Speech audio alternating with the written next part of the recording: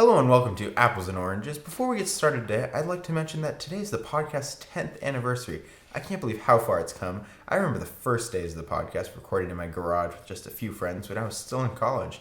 We just wanted to compare and evaluate various people and places, focusing on their culture and context. This would give our audience insights into topics that they wouldn't normally have thought about. Our audience was in the double digits at best in the beginning, but over the years we've grown to have thousands of listeners, so thank you for your support. Today I have two special guests, Sophia Smith and Dion Sanders. We will be comparing their lifestyles, language, and personalities, and cultures for you listeners today in this special episode of two conflicting universes coming together and experiencing the differences between their lives. First, we'll be interviewing Sophia Smith. Hey Sophia, how's it going? I'm doing great. Thank you for having me here today. Good to hear. I brought you on today to have my audience discover how the upper echelon of citizens live and how they interact. So why don't you tell us a little bit about yourself? For example, where are you from and how old are you? I'm from Malibu, California, and I'm 22 years old. Oh, that's cool. Do you still live there? Yes, I'm living in my family's mansion in the hills overlooking the ocean while I attend college. I don't mind the commute. I love driving around in my Mercedes. Since you live in such a beautiful place like Malibu, you must love to go to the beach and surf. I'm not much of a surfer, but I do love tanning and going in the ocean. Sometimes my dad will take us out on his boat and we will spend the day on the sea. I also love to go shopping with my sorority sisters, especially in Beverly Hills. What school do you go to? I'm currently in my 4th year at USC. I'm in the Alpha Kappa Sigma Omega Delta Theta Phi Beta Pi Gamma sorority, and I got into USC by myself. I swear my dad didn't help me at all, even though he's on the school board, or at least that's what he promises me. I'm really enjoying it, but the area is a little sketchy, which is one of the reasons why I decided to live at home. What are you studying? I'm studying law, and hopefully next year I will be accepted into Harvard School of Law for grad school to continue my pursuit for a law degree. My private tutor used to be a professor there and has been helping me keep my grades up. Good luck. Do you currently have an occupation? I work at Sun Life and Lululemon, which is pointless because my stepdad is Matthew McConaughey. But my dad wants me to learn responsibility and start to take care of myself. I hope he's not thinking about taking my trust fund away. Clearly you are affluent and lead a wealthy lifestyle, but do you think of yourself more highly than others around you? I try to be considerate, and when I'm successful I plan to donate some of my money to various charities like my father does. But I was raised surrounded by wealth. When you grow up in such a superfluous environment, it's difficult to connect to those that come from a more frugal background. For example, not many middle-class children are taught Latin in their private boarding school. I've never thought about it like that. I'm rather impressed with your vocabulary. Was this also taught at your boarding school? Yes, it is designed to cultivate success at an early age, and their curriculum is quite vigorous. That's probably why it costs $45,000 a year, and I went there from kindergarten until 5th grade, then moved on to their separate middle school and eventually high school. Have you always wanted to be a lawyer? Ever since my dad sued Whole Foods for finding a finger in our taco shell box, I've wanted to help the public avoid any further abominations like these. Also, I've always secretly been obsessed with that movie, Legally Blonde. I know it sounds cheesy, but it's inspired me to defy people's judgments. Oh wow, good thing Albertsons is up to my standards. Also, good for you. How would you rate your etiquette? I had to learn manners and etiquette when I was young, and I had perfected it by the time it came around for my debutante ball. What do you like to do in your free time? I spend my free time doing yoga. Since Lululemon offers free yoga classes, I've just been allowed to start teaching some on my own. I also enjoy swimming in our pool and riding horses in the mountains of Malibu and down to the beach sometimes. Without your culture and context, do you think you would be able to lead the life you do? Well, my family's wealth has given me an above-average education, and I'm uncertain if my intelligence is due to the boarding school or my own intellect, but it would definitely have different pastimes if I lived somewhere else. Thank you for answering all those. Now I'm going to say a word, and you're going to describe what that word means to you, okay? Sure. The word is community. Okay. Well, my neighbors and my family are super close. We do a cookie exchange around Christmas time, and often dog sit or watch each other's houses when we're away. Often, we see each other at the local country club, and a lot of kids have tennis or field hockey lessons together. Our parents are pretty close, and they all go out to dinner about twice a month. We support each other's businesses and sometimes give discounts to our neighbors. Also, my mom and her friends that live up by us have a book club every month.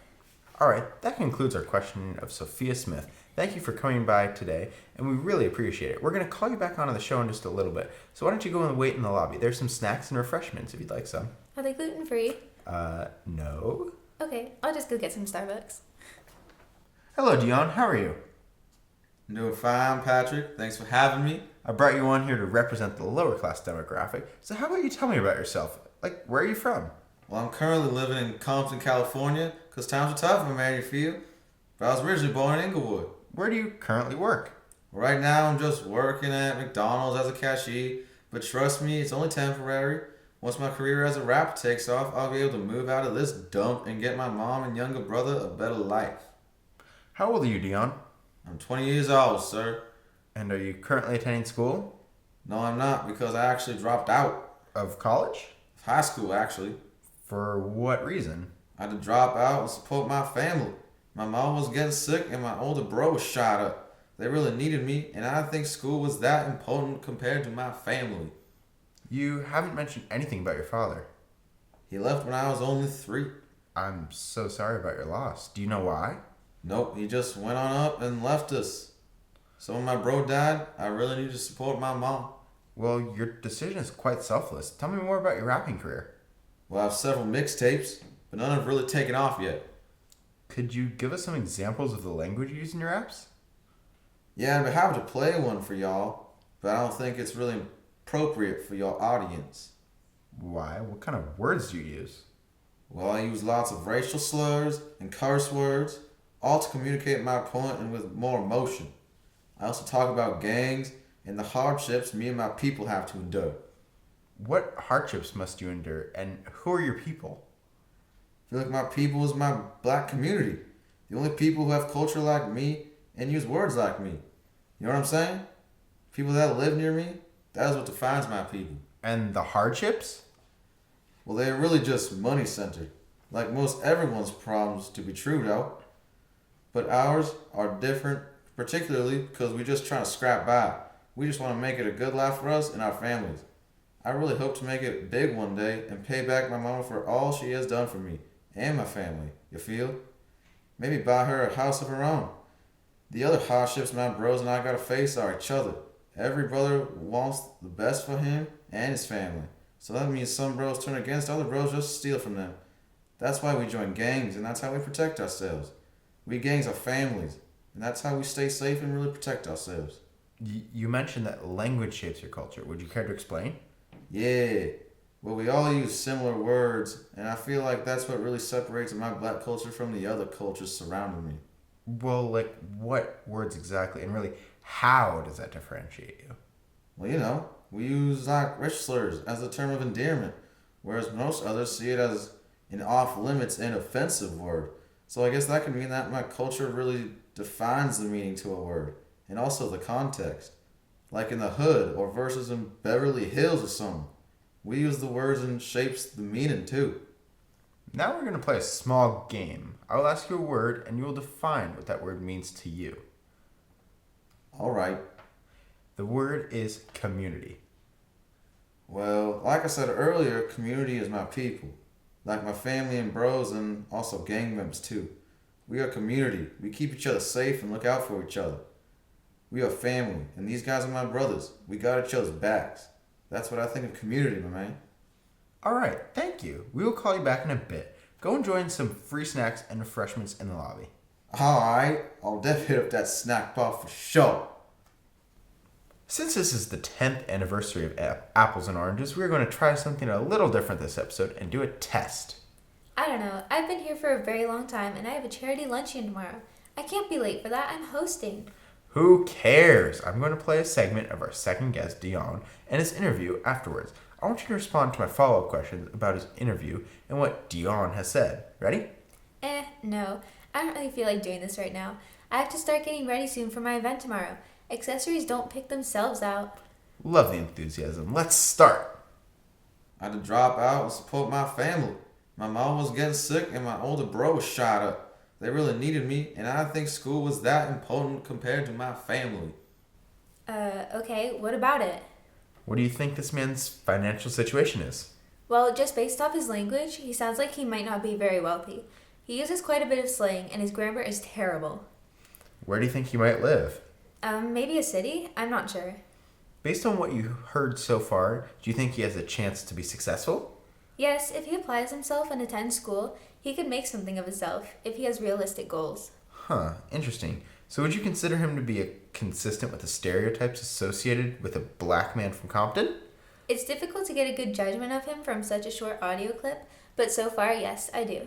Okay, so I'm going to have you step out for a second, and then you can come back for the last segment of tonight's show. Okay, this is becoming an inconvenience, but see you soon. Dion, since we have gotten all the formalities out of the way, we're going to do a little test on you and see what you think. Why, dog? Why does it matter, dog? Fine, whatever. Let's just get this over with. Jeez, why are all of my guests so snooty at this point of the interview? Because you're the most annoying homie I ever met. I'll take that as a compliment, buddy. So I'm going to play a little clip of Sophia's interview, and I'm going to ask you some questions about what you think of her. I hate tests. I always fail them. Stop complaining. Roll the tape. I had to learn manners and etiquette when I was young, and I had perfected it by the time it came around for my debutante ball. No way, that was a person, cuz. How much money do you think she has? Probably like a lot of it. She probably has enough money to buy me and my whole family a house the size of California. Where do you think she lives? The White House, probably. Somewhere rich in a huge house. Sure. Based on the clip you heard, do you think she's a successful person? She sounded privileged. Could you elaborate? I just mean she seemed like she would be the rich just because of her father or something like that. And because of that, she has the ability to be successful at whatever she wants and do it whenever she wants. So would you say that she fits the stereotype of a rich white girl who lives on the beach in California? All I did was hear her talk for a little bit, but yeah, I guess that would be kind of accurate for a person like her. Okay, that was productive. Now I'm going to bring them both in here to talk and see what they are both really like. What's up, dog? Again. Hello, again. Did each of you live up to each other's stereotypes? He is just what I thought he would look like. She is exactly as I pictured her. What is that supposed to mean? You are super prissy, as I expected you to be. Excuse me? You just met me. I have barely said more than a sentence to you, and you are already judging me. Wow. Typical of you lower class people, always quickly criticizing those of us who are better off. You better check yourself, girl. You ain't superior to nobody. A bag of sand, maybe, but surely no actual person like myself. Just because your dad provides for your family with a huge paycheck and you can do whatever you feel like, that does not mean you are deserving of such an easier life. Whoa, guys, there are actually some similarities between you. Like, you're both from California and defined community virtually the same way. I doubt that our communities are at all alike. Compton is clearly not a close-knit community. What do you know about Compton? I bet you've never even been there. I don't have to have been there to know the crime rates, and I've been near and there to get to my college. Wait, USC? Makes sense you go there. You got life too easy, woman. And all y'all privileged people feel like the only way y'all can be successful is with a degree, then becoming a doctor or something like that. Y'all got no creativity. I have plenty of creativity. I wanted to be an interior designer before I became interested in law. So earlier Sophia mentioned that you could be successful only if you go to school and have realistic goals. Sophia, knowing that Dion wants to be a rapper, do you think that is a realistic goal? Honestly, not really. There are so many people who want to be a famous music producer. You have to be exceptional to make it. Whatever. You're just another hater that's telling me I can't do it. But I'm used to that. I don't care what you think. Guys, I love all the saying. Your listeners are eating it up, and that really helps the ratings, but I'm going to have to cut you guys off short. Get out of here. Finally. Alright, sick bro. Thanks for having us. Before we wrap up the show today, I'd like to take some calls from the audience and see what these two enticing personalities have taught our listeners. Caller, you are on with Patrick. Hello, what's your name and where are you from? Hi, Patrick. Thanks for having me. I'm Devin Davis from Denver, Colorado. Today's show is absolutely amazing. I loved it. I honestly don't care. Give us a summary of what you thought or how you felt about today's guests. Also, did you learn anything different about our cultures and how their language presents who they are? Well, obviously, they are both two completely different people from two distinct areas. Just from hearing their voices, I could tell they wouldn't see eye to eye on things about each other's lives. But they seem to be similar in the sense that they know where they came from and credit their environment for who they are now. Also, when I heard Sophia talk, I could tell that she was a girl who lived in a simpler, more wealthy area than most people around. When I heard Dion speak, just from the language, I can conclude he was a guy who was struggling to make ends meet in a poverty-stricken area who was surrounded by people just like him. That was very insightful. Thank you for calling, Devin. And tell Denver I said hi.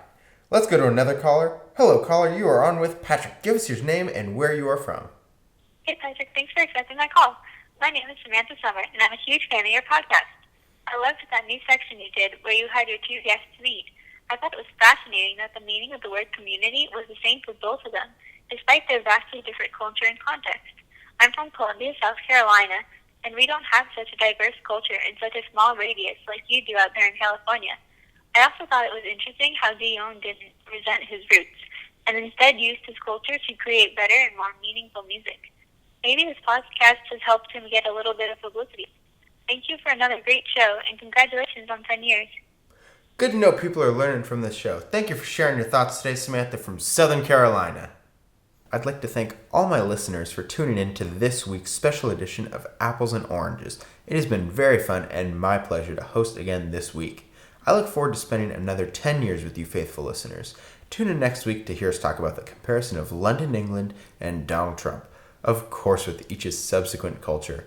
Also, a big thank you to all our sponsors, especially to those that donate the most money. I'm looking at you, Nike, Dole, Starbucks, and a huge shout out to Billy Barbecue Emporium. And I'd also really like to thank Chipotle for providing the food. Remember, folks, Chipotle is good and most likely won't cause you a major disease if you eat it. Thank you again and see you next week. Signing off is Patrick from Apples and Oranges.